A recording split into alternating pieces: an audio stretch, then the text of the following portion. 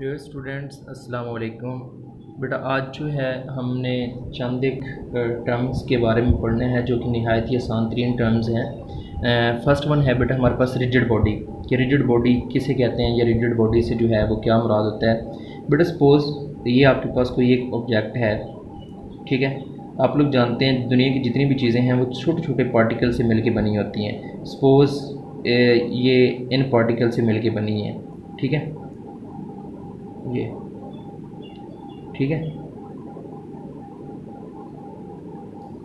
अगर अब आप लोग इनके ऊपर फोर्स लगाएं, पार्टिकल्स के ऊपर क्या करें, फोर्स अप्लाई करें, इधर से भी फोर्स अप्लाई करें, सपोज इधर से भी, मतलब ये ऐसे बॉक्स है, आप लोग इसके ऊपर फोर्स अप्लाई करते हैं, ठीक है। जब आप लोग इसके ऊपर फोर्स अप्लाई करें और इसके पार्टिकल्स के दरमियान फासला तब्दील ना हो, मतलब डिस्प्लेसमेंट जो है वो चेंज ना हो, तो फिर हम लोग इसको नाम देते हैं कि ये आपके पास क्या है, रिजिड बॉडी है। सपोज़ बेटा आपके पास आपके करीब कोई भी ऐसी चीज़ पड़ी है जिसके ऊपर आप लोग फोर्स लगाते हैं लेकिन उसके पार्टिकल्स एक दूसरे के करीब नहीं जाते, तो उसको हम लोग क्या नाम देंगे, रिजिड बॉडी का नाम देंगे। मतलब दूसरे अल्फाज में आप लोग कह सकते हैं जो स्ट्रॉन्ग ऑब्जेक्ट्स होते हैं उनको हम लोग कहते हैं रिजिड ऑब्जेक्ट्स।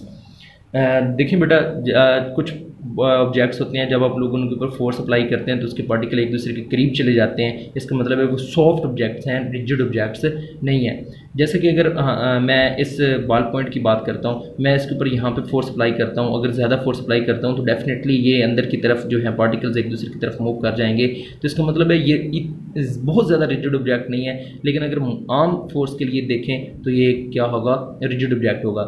इस तरह अगर आप लोग किसी और प्लास्टिक की, नॉर्मल प्लास्टिक वगैरह की बात करते हैं तो आप लोग उनको जो है पार्टिकल्स एक दूसरे के करीब आ जाते हैं, तो इसका मतलब है वो कौन से ऑब्जेक्ट्स होंगे, सॉफ्ट ऑब्जेक्ट्स होंगे। तो आई होप बेटा आप लोगों को जो है इस चीज़ की समझ आ गई होगी। नेक्स्ट है बेटा हमारे पास टार्क। टार्क जो है बेटा इसका एक और नाम भी होता है मोमेंट ऑफ फोर्स। मतलब इसके दो नाम हैं, या तो इसको टार्क कहते हैं या फिर हम इसको क्या कहते हैं, मोमेंट ऑफ फोर्स कहते हैं। बेटा टार्क से मुराद होता है टर्निंग इफेक्ट ऑफ फोर्स। मतलब जब आप लोग किसी ऑब्जेक्ट के ऊपर फोर्स अप्लाई करें और वो रोटेट करना शुरू कर दे, उसको हम लोग क्या नाम देते हैं, टार्क का नाम देते हैं। सपोज़ बेटा फ़र्ज़ करें मेरे पास ये कोई एक नट है, तो इसको हम फ़र्ज़ करें किसी स्पैनर की मदद से जो है वो जो है टाइट कर रहे हैं या लूज़ कर रहे हैं, ठीक है। तो जब आप लोग यहाँ पर फोर्स अप्लाई करते हैं तो फोर्स अप्लाई करने से क्या होता है कि बेटा ये जो आपका नट है ये रोटेट करना शुरू कर देता है। अब जब ये रोटेट करना नट आपका स्टार्ट कर देता है तो उस चीज़ को हम लोग किस चीज़ का नाम देंगे, उस रोटेशन को या उस इसके इफ़ेक्ट को हम लोग क्या चीज़ नाम देंगे, टार्क का नाम देंगे। बात किस में रही है।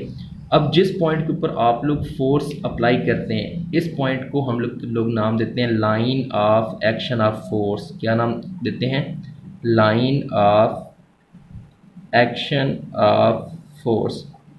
क्या मतलब line of action of force से, मतलब वो पॉइंट जिस पॉइंट के ऊपर आप लोगों ने फोर्स को अप्लाई किया होता है, और ये वाला पॉइंट जिस पॉइंट के गिर्द वो आपको ऑब्जेक्ट रोटेट करना शुरू कर देता है उस पॉइंट को बेटा हम लोग नाम देते हैं एक्सिस ऑफ रोटेशन। क्या नाम देते हैं, एक्सिस ऑफ रोटेशन। और जो ये फासला होता है एक्सिस ऑफ रोटेशन से लेकर line of action of force के दरमियान, इसको बेटा नाम दिया जाता है मोमेंट आर्म। क्या नाम देते हैं, अब इसको बेटा हम मोस्टली आर से भी जो है वो रिप्रेजेंट कर लेते होते हैं। ठीक हो गया। अब आई थिंक आप लोगों के पास फोर्थ जो है चीज़ें होंगी। देखें फर्स्ट वन टार्क क्या था, फिर line of action of force, axis of rotation और मोमेंट आर्म।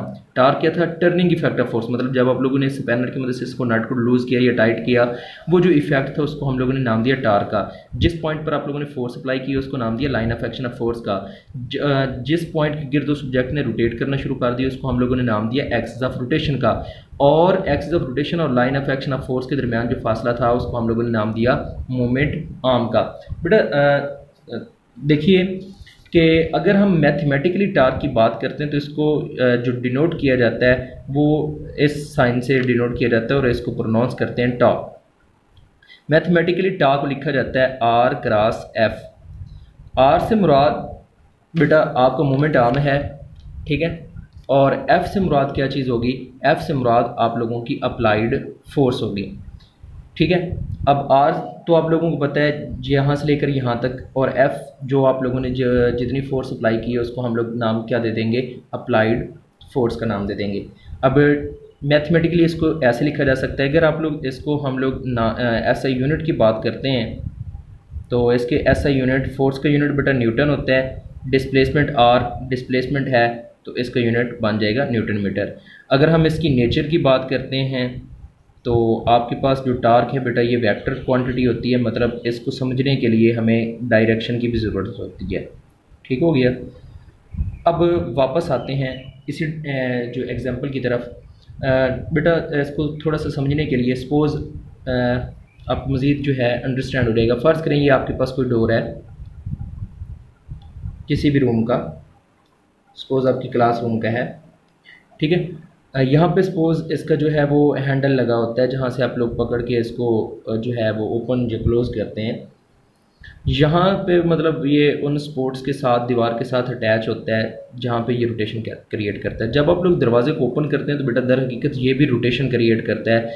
तो ये वाला पॉइंट जहाँ पे आप लोग फोर्स हैंडल के ऊपर फोर्स लगाते हैं, इस पॉइंट को हम लोग किस चीज़ का नाम देंगे, इसको हम लोग नाम देंगे line of action of force, line of action of force.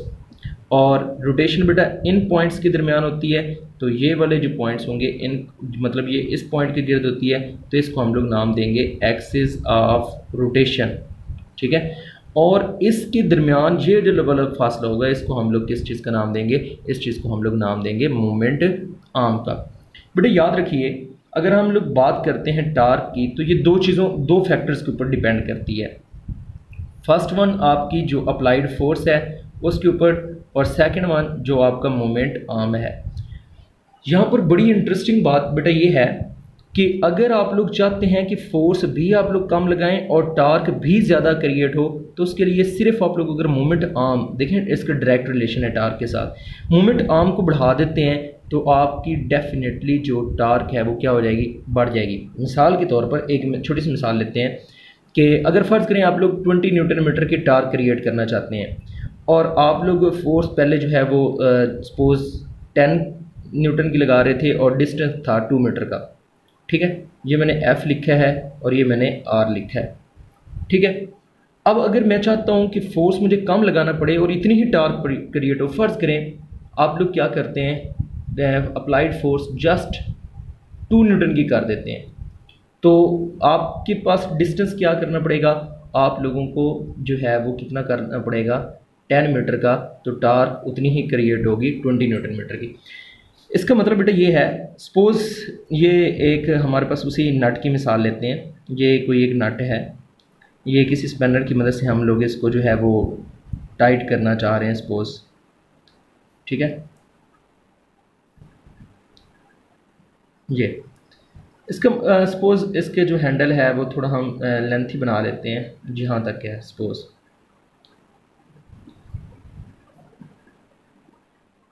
इसका मतलब बेटा ये है कि अगर आप लोग यहाँ पे फोर्स अप्लाई करते हैं तो इसका मतलब है अगर आपको नट को टाइट या लूज़ करने के लिए क्या करना पड़ेगी, ज़्यादा फोर्स लगाना पड़ेगी। देखिए ना, अगर फासला कम होगा आपको फोर्स ज़्यादा लगाना पड़ेगी, तब 20 न्यूटन मीटर मतलब उतनी ही टार्क क्रिएट होगी। मतलब इसको ज़्यादा फोर्स लगा के आप लोगों को ओपन करना पड़ेगा। लेकिन अगर आप लोग यही डिस्टेंस ज़्यादा कर देते हैं, मतलब यहाँ पर फोर्स अप्लाई करते हैं या फिर यहाँ पर अप्लाई करते हैं, तो बनिस्बत इसके यहाँ पर कम फोर्स लगाना पड़ेगी, क्योंकि आप लोगों ने जो डिस्प्लेसमेंट है वो क्या कर दिया है, ज़्यादा कर दिया है। और अगर आप लोग यहाँ पर फोर्स अप्लाई करते हैं तो इन दोनों की निस्बत आप लोगों को कम फोर्स अप्लाई करना जो है लगाना पड़ेगी, और उतना ही टार्क जो है वो क्रिएट होगा जितना यहाँ से क्रिएट हो रहा था। और शायद आप लोग जानते होंगे कि अक्सर जो बड़ी बड़ी गाड़ियाँ होती हैं इनके व्हील खोलने के लिए, या हम लोग जो है बड़े जो नट होते हैं मशीनरी के, उनको खोलने के लिए इस तरह के बड़े बड़े रॉड इस्तेमाल करते हैं, बड़े बड़े स्पैनर्स इस्तेमाल करते हैं। हालांकि बेटा वो जो नट होता है उसका साइज़ तो खोलने वाली जो उसकी की होती है वो तो इतनी ही होती है, लेकिन हम उसकी बैक साइड पे इतना बड़ा रॉड इस्तेमाल करते हैं। वजह सिर्फ और सिर्फ यही होती है कि मोमेंट आर्म ज़्यादा होगा, फोर्स कम लगाना पड़ेगा। पड़ेगी। वो थोड़ी सी फोर्स ईजिली 1% भी अगर फोर्स अप्लाई करेगा तो वो ईजिली जितना मर्जी नट लंबा या मतलब टाइट होगा वो ईजिली जो है वो आपके पास लूज़ हो जाएगा। लेकिन अगर आप लोग बात करें छोटे स्पैनर से उसको खोलने की तो डेफिनेटली आप लोगों को क्या करना पड़ेगा, बहुत ज़्यादा मिकदार में फोर्स अप्लाई करना पड़ेगी, तब जाके वो जो नट है वो लूज़ या टाइट होगा। तो आई होप बेटा आप लोगों को जो है टार्क के रिलेटेड जितना भी हमने डिस्कस किया है आप लोगों को इसकी अच्छी तरह समझ आ गई होगी। आप लोगों ने इसको अपनी नीट कॉपीज़ के ऊपर जो है वो तमाम डेफिनेशंस को और टार्क की एक्सप्लेनेशन को राइट करना है और इसको अच्छी तरह से जो है वो लर्न करना है। आज के लिए इतना ही। अल्लाह हाफिज़।